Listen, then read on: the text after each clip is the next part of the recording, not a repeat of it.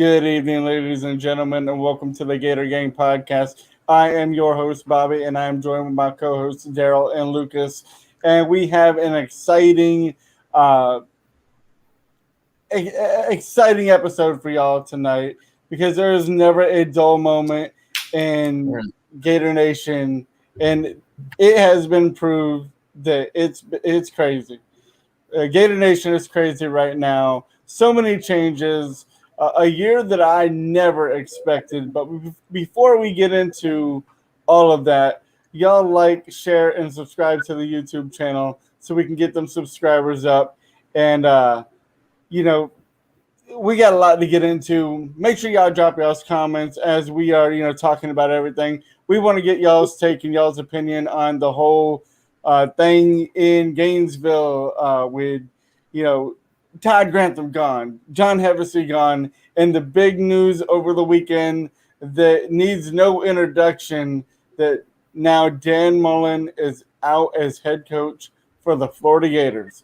And I will be the first to tell you he was my first pick getting him to be head coach. So it is a bittersweet thing for me because I wanted Dan Mullen to succeed. I was excited. He brought Florida back, and I thank him for everything that he's done for the University of Florida, from being offensive coordinator under Meyer to getting the chance of being the head coach of the University of Florida. It's a bittersweet moment. But Daryl, I'm gonna start with you on this one. How are you feeling about the events that have unraveled over the past 2 months of Florida football?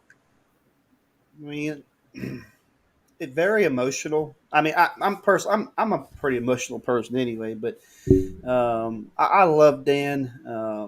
And before we talk anything, I want thank you, Dan. Thank you so much for coming to the University of Florida and doing what you did do.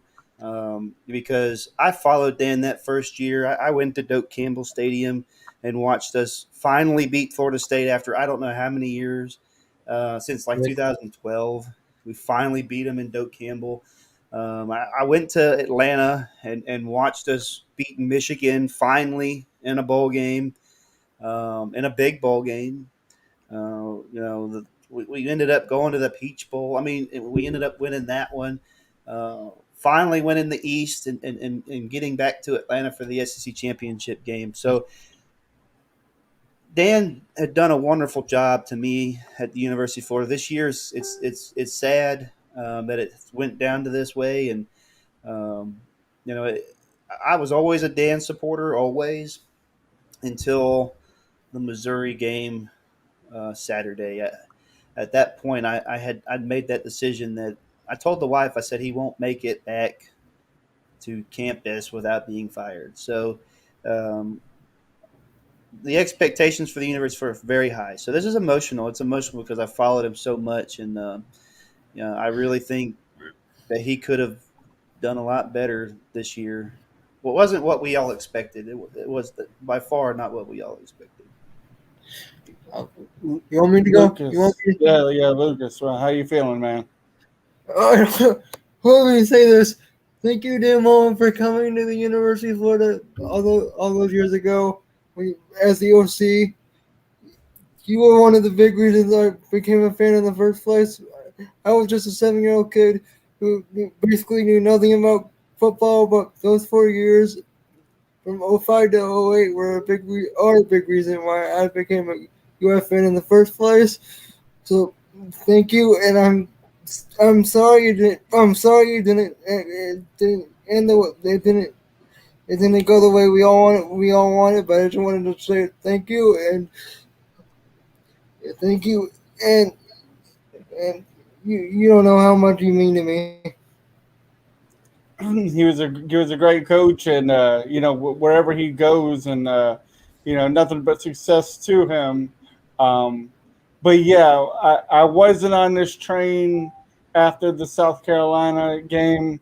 I felt if he won, beat Missouri, obviously beating Sanford, that was a no brainer. Nobody's gonna say yay or nay after that win, even though the defense was horrible, but it was C-Rob's first game as calling the shots, and the second half looked better.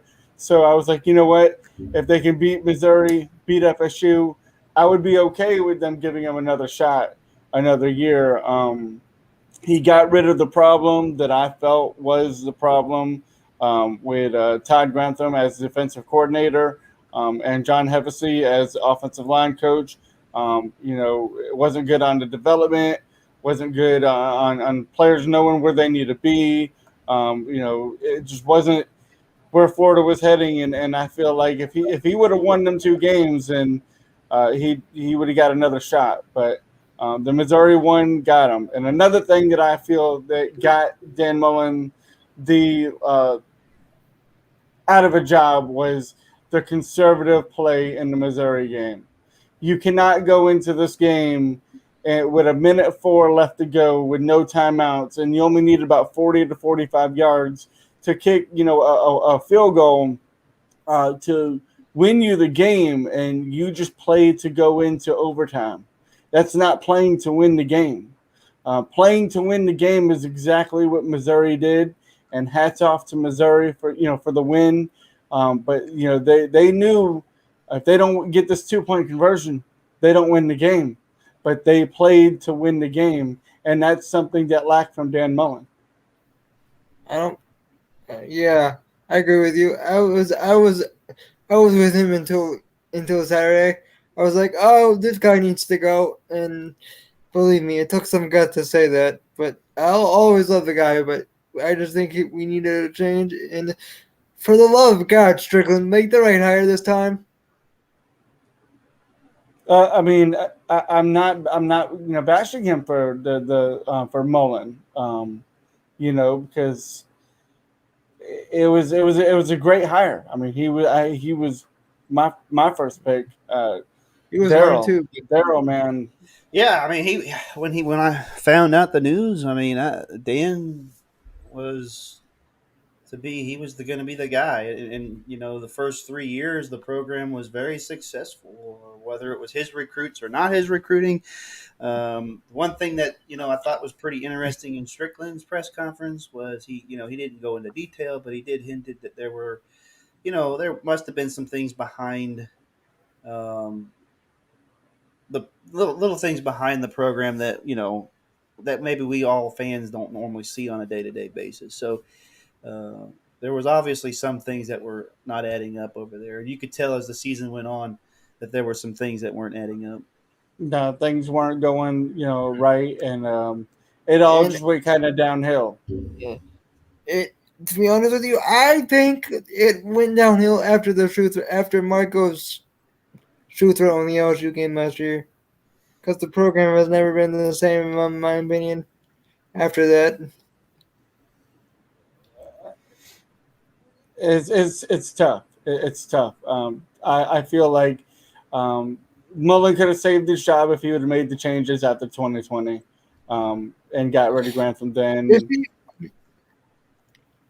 If he would have fired, I alluded to this earlier, but if he would have fired Todd Grantham after the end of the 2020 season, like he should have, we wouldn't even be in this position, and we would still be the coach.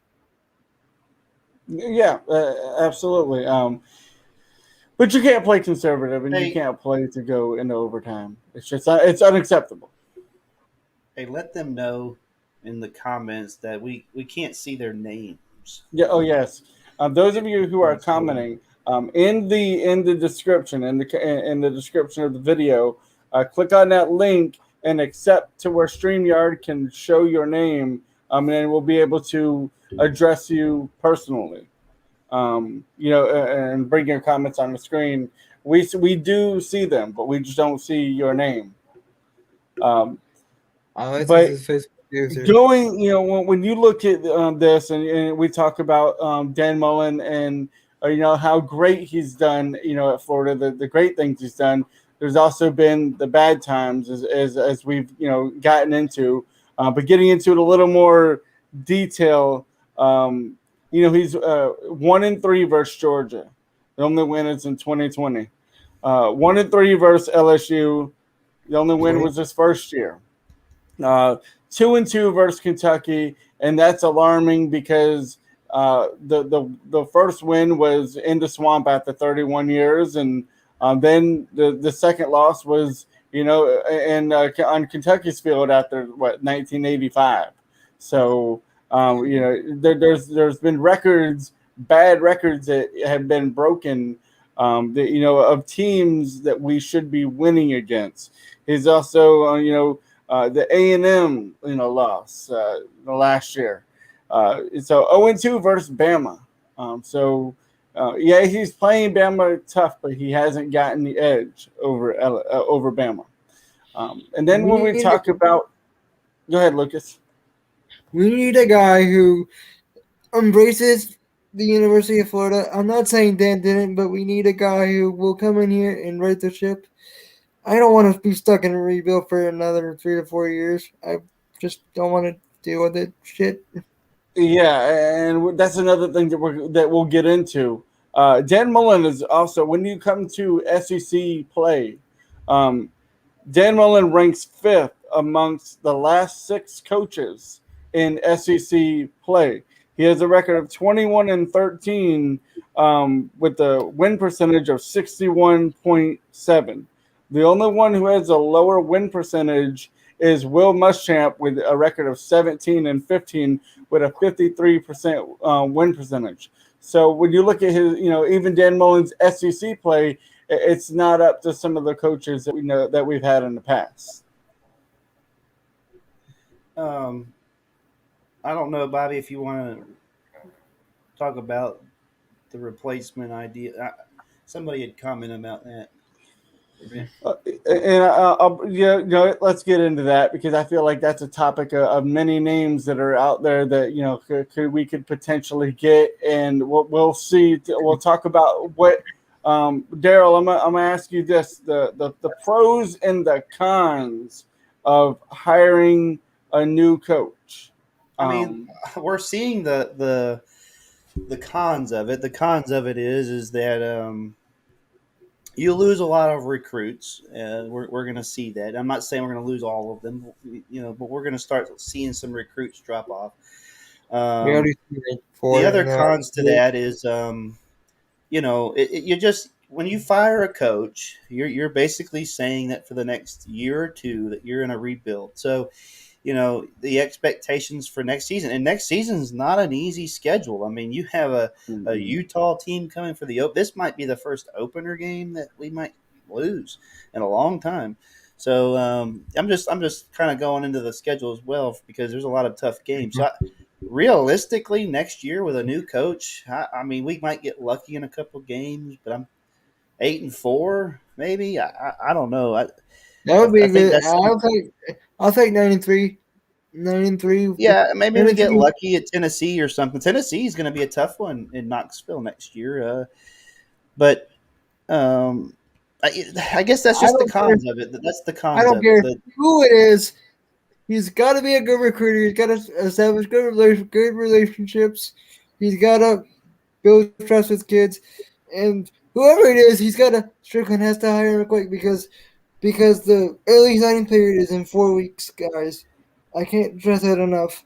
Yeah, and I hate to say it, but if it's somebody who's coaching, unless he waives the bowl game, which does happen from time to time, sometimes they'll say, "Hey, I'm not going to coach the bowl game." So, but if it's a bigger bowl game and it's somebody that's a big name and they're in a big bowl game, I mean, we may not hear something until the end of December or beginning of January. That's a possibility. That's a real possibility. Right. So, weighing the pros and cons, the pros is, you're moving on, which is what a lot of people wanted. And, a lot of, decisions came into this. The pros, sorry, Bobby. Go ahead. Look, the pros to it, I mean, you get enthusiastic, right? I think whenever you're bringing a new coach in, just like when we brought Dan or Muschamp or, McElwain, people have that enthusiastic attitude about the program. Win the press conference. You have enthusiastic attitude about, a new coach coming in, so that's good. It's just a whole new start with things. So to me, that's a positive. And if you get a proven winner, I mean, I guess you just don't never know. But My anytime you're number one hiring a coach, you're taking a chance. my I number one mean, guy is a guy by the name of Billy Napier. He coaches right now at Louisiana in the Sun Belt Conference, but he did coach under Dabo and Nick Saban, so he knows how to recruit.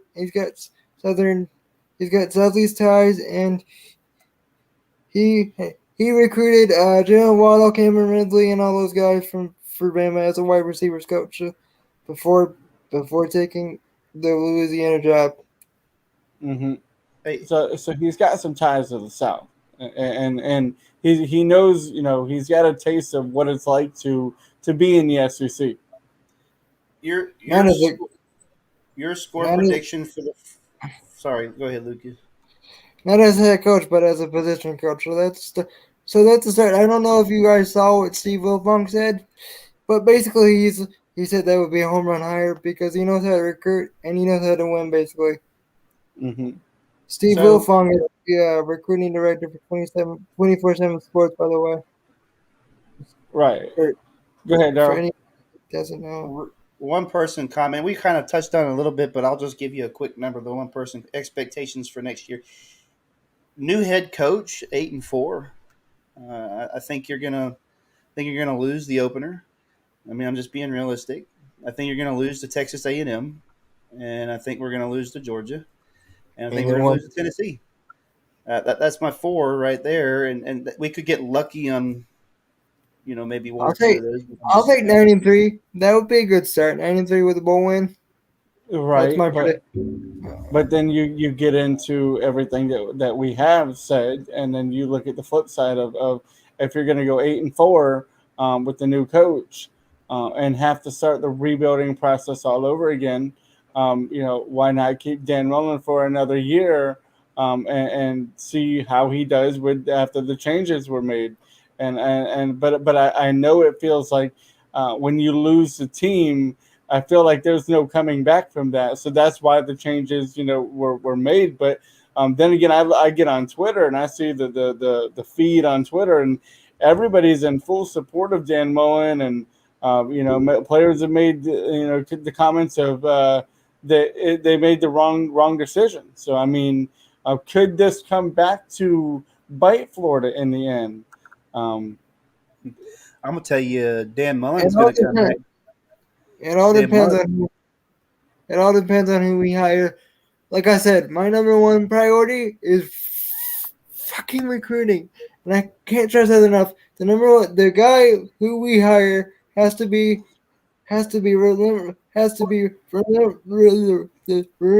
relentless on the trail, and he can't be afraid to go in there and get some big boys. You're not gonna win them all, but you gotta get your fair share. And you can't let a player from Florida leave Florida.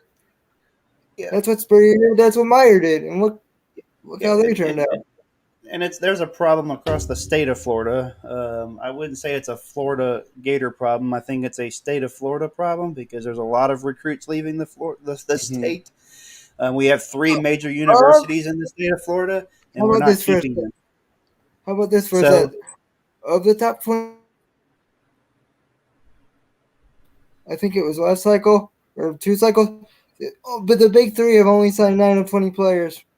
yeah, Big three. so there's a problem, and so I will tell you this: recruiting is an expectation for the next head coach, whoever that may be, Mhm. and my expectation for the next head coach isn't just recruiting. I want my next head coach to surround himself with a defensive coordinator, an offensive coordinator that can be consistent as well. Because we've had coaches that are offensive minded or defensive minded. I mean, there's been several that would have been successful if they just could have filled the other side of it. I mean, I thought McElwain, I thought Muschamp was a heck of a defensive coordinator. Never got the offensive guy.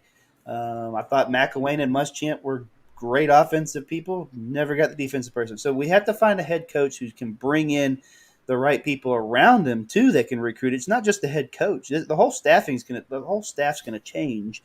Everybody's so worried about who the head coach is. but there's a lot of pieces around him that's got to come in and fit the University of Florida too. Right, but in that same aspect, is the state of Florida's got what was that set? Not nine players.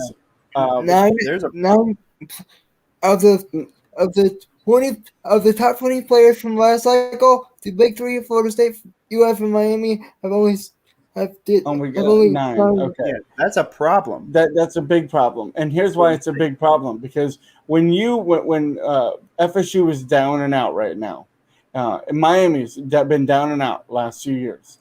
Both teams have been down and out, and you are the premier university that's gotten 10 to 11 wins in each of the last 3 seasons, and you're still not able to reel in the big talent and get them to come to Florida. That's an issue. That is an issue that you should not have. You should be all the 9 players that went between the 3 universities. We should have gotten probably 11 to come just to Florida.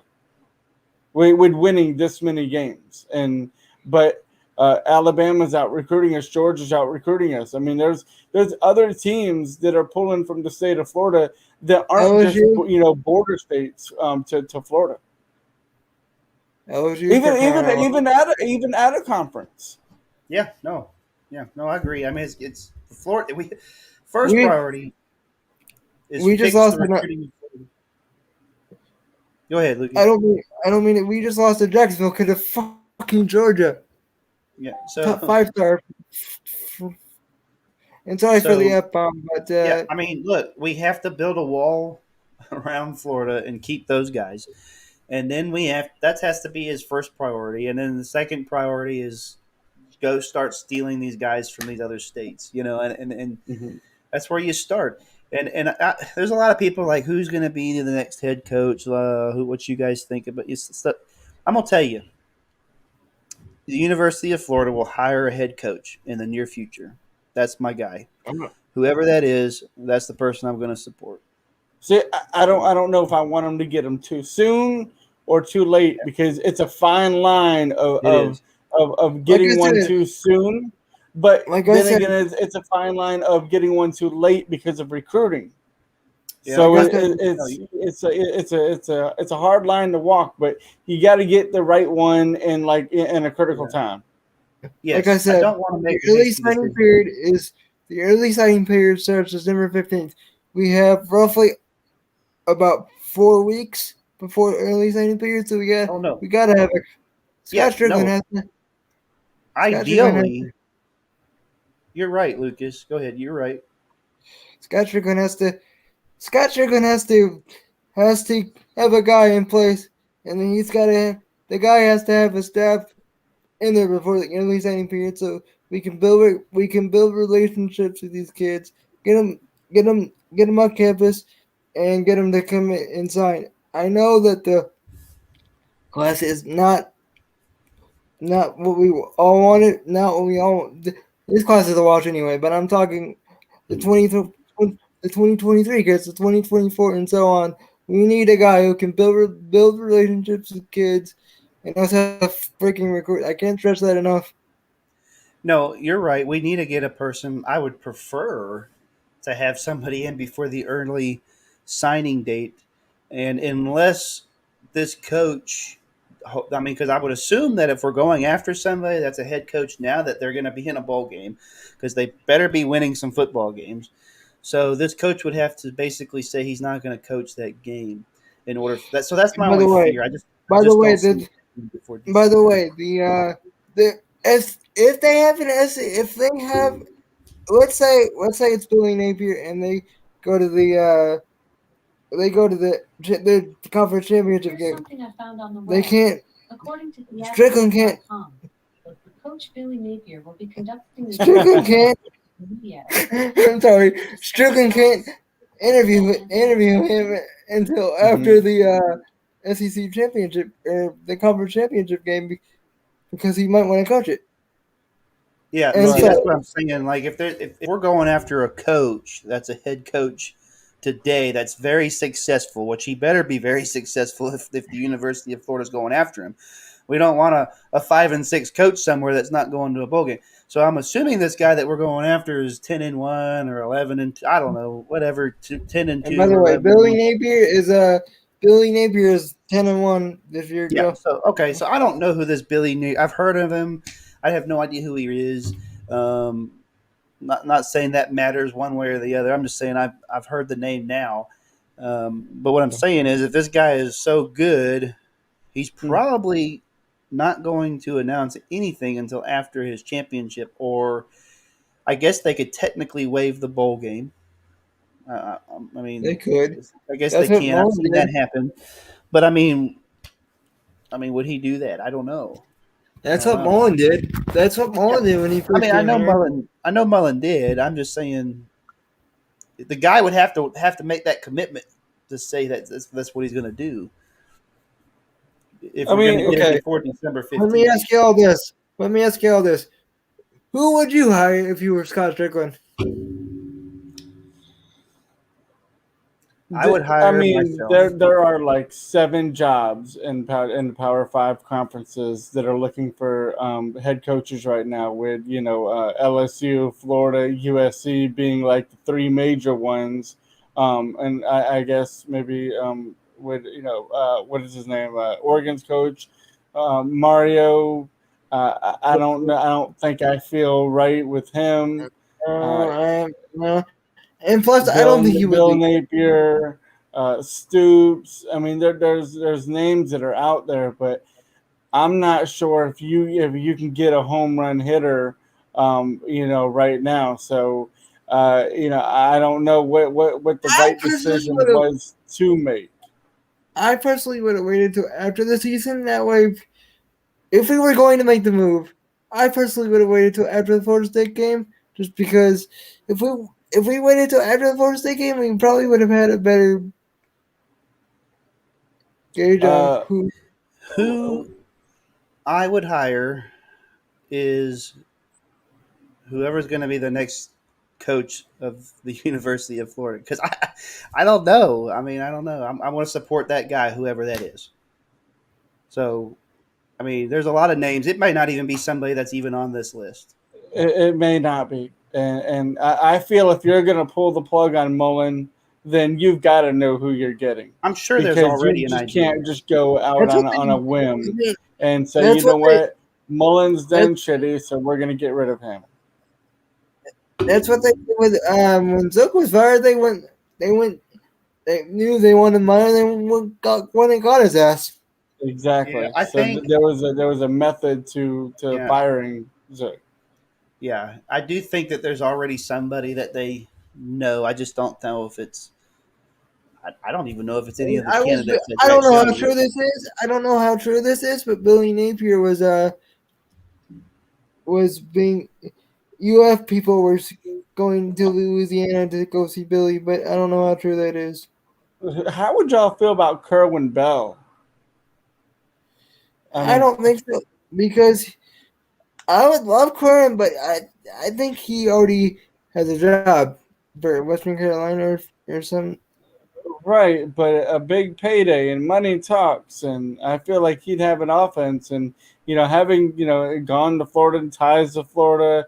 As long as he'd want to go out there and recruit, I feel like that would be a good fit, as long as the recruiting aspect is there, because you want somebody who's close to the program and can bring who's got ties to the SEC, to the South, to Florida, and that does make the process a little bit easier. I don't know, but who? Let me ask you this. Let's say. Would you guys want Lane Kiffin? I would love Lane Kiffin. I would take him. I think he's got the attitude. I think he's matured a lot from his Tennessee days, and he's obviously done very well with Ole Miss and Matt Corral, and Matt Corral's leaving, and so maybe that's a name. Matt Corral was a full. I don't mean to. Matt Corral was a former Florida commit at one point.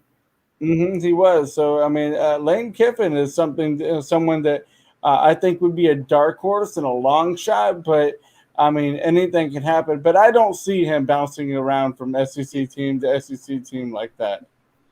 I don't I either. I would. I like the name Lane Kiffin right now. I wouldn't have hired him 10 years ago. Um, but Lane Kiffin reminds me of the Steve Spurrier cocky. I wouldn't say cocky, but just, I got the attitude, But, I'm going to go beat if you your look at butt if you kind look of at player. his recruiting is in the 30s. That's the only thing that worries me.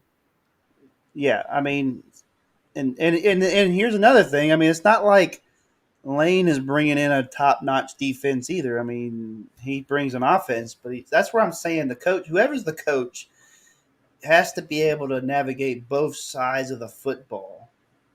We can't just have some offensive-minded and a defensive. They have to be able to do both sides of the football because we've tried the defensive side and we had 6 years of just drought and it was terrible. It was some boring games. And Yes. then now we've tried the offensive side. Now we can't stop anybody. So it's you got to have both. You got to have somebody with both. You gotta You have got both. to. You got to. When you're playing in the SEC, you got to have offense to put up points, but you've also got to have a defense to prevent other teams from putting up points because, with the competition is deep. I mean, we had said it earlier that our next year schedule is not going to be easy. We Rather, go we from have so many home we games. go Yes, from we have a lot of home games, but we play, Tennessee, LSU. I mean, just a lot of games that are very losable. Bobby, look, I'm gonna put my name in the hat. Somebody voted. Look, my wife voted for me. I will be the next head coach of the University of Florida. I will fix all these problems, guys. So I'm gonna put the you can't application be in tomorrow. We got to get on the recruiting trail. We got Yeah, a like lot. now. Look, I'm calling them right. We're on the phone right now. But yeah, we got Florida State this weekend, and I don't care what the records are. It's going to be a big game. The seniors are going to want to go out, with the win. Um, I know everything's been I down don't now. know what to I expect. just feel like if I was Dan Mullen, I would say I want to coach the FSU game. I don't care how much of a distraction I'm going to be. I know the players would want me to be there because I feel a lot of these players I mean, still support Dan Mullen. look at what happened with Zuck and what how that turned out. I mean, hell, they even called Bill Campbell wrong Zuckfield because of his last game. Yeah, Yeah, I mean, I'm a little surprised hearing the news that he was offered and he didn't want to finish. I don't know, and I don't know all the reasons. I could speculate on it myself, but um, I'm a little disappointed in that um, from that aspect of it. But I will tell you, it's going to be a tough game this weekend. We have a very limited staff. I personally would love to believe that Steve Spurrier would have some type of say in how this game is prepared for.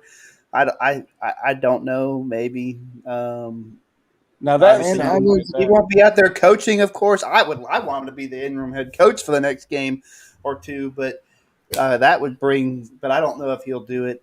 But I do think that he will be helping out. I'm pretty sure he's going to be on the practice field giving some type of direction. This is versus FSU. Yeah, And he's I going to would be love nothing some form. more. He's going to be To, helping. yeah, I would love nothing more for him, by the even as way, an by the way, assistant out there with the visor and got the headset on. I would love to see that one more time. Throwing by the that. way, Oh, I would too. Man. You know how many tickets that would sell? That Do would like put asses in the seat. a flashback Steve Spurrier comeback coaching over Florida State. That would be huge. That would be. Both games are fighting for the bowl, so to Yes. go to a bowl game. Florida State's looking better than they were at the beginning of the year. We're looking this worse might than we sound, were at the beginning of the year. So it's going to be a good game. this might sound shitty to me, but I kind of hope we lose so the whoever that coach is can get a jump start on recruiting. And I was gonna say I don't think we're gonna win this game personally, but anyway, um, especially now. But yeah, I mean, a loss wouldn't necessarily be terrible. here, just to give us some momentum into next season. If that makes anything better, I don't sound great, but I don't, if you come where I I say don't know. it's not terrible here. You know, I don't. as a You fan, guys, as a fan and playing as a man, rival, I want to you win, never but want to see them lose. I also want to get a head start on. I want to get Look, back on I on a winning note and beating FSU with not playing FSU last year. I love that we're playing FSU this year, and I want the damn win. I don't give a damn how I don't care if bad it's 97 or the whatever the. university is right now. I want the win versus FSU. No, I mean, look, we want the win. I just saying it wouldn't be. I wouldn't be like, oh shoot, we lost the game. Now we can't go I find the mean, guy. yeah, being realistic, yes, You know, feeling that with way, but everything going on, I wouldn't. My gut tells me we're gonna lose the game.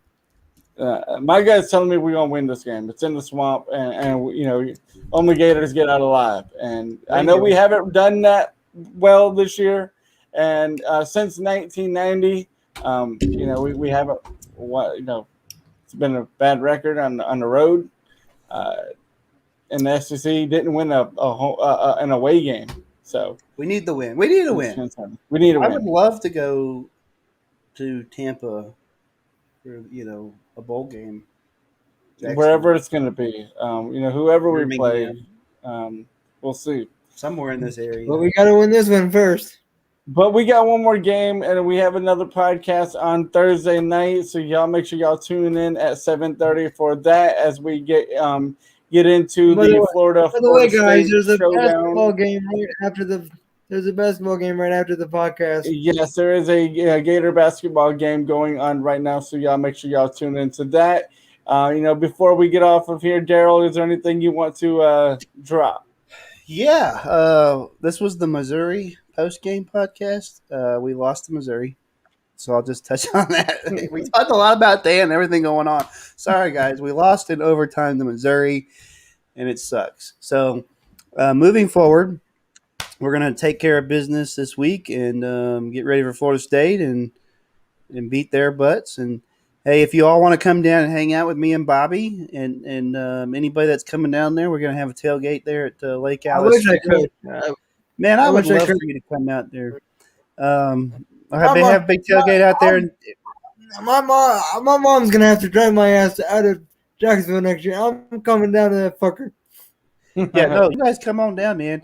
I know Bobby's going to be there. I'll be there. Family, a whole bunch of people, Florida State, Florida fans. And regardless of what happens, we're going to have a good time. So, yeah, y'all come on down and join us. Yeah, have a good time. We'll talk more on that and then the Thursday night podcast. Guys, we're going to let y'all know now so y'all have, more of an advance notice on that. By the way, guys, it's a noon game on ESPN. Yes. A nooner. Fun.